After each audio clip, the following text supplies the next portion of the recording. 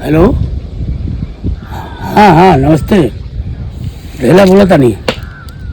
हाँ हाँ दिखा वही चक्कर में लगल बानी कि कोनो लड़का मिल जा, बिल्कुल एकदम कम उम्र के जवान लड़का।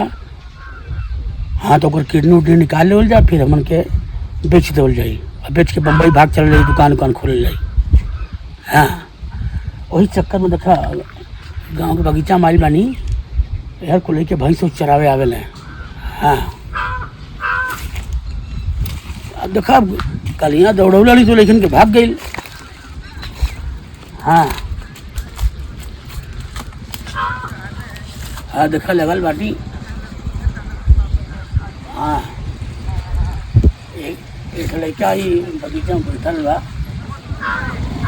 क्या करनी चाहिए ना, किरनिया बेच दो जाए ना, तो मान ला कि किडनी 10-10 लाख के बेची और फिर किडनी मतलब 20 लाख हो गए, कमा के राजा हो जाए।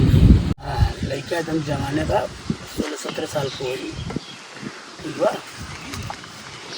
हाँ नीला रंग के जंगिया पहले बा, हरियर रंग के टी शर्ट। हाँ सुना, दोनों की डनिया निकाल ले जाई। 10 लाख तू 10 लाख हम, 20 लाख के मालिक हो गए हम लोग। हाँ नया खून है, बढ़िया है। देखिए वो पकड़ के बांध के लेके आओ, ठीक है।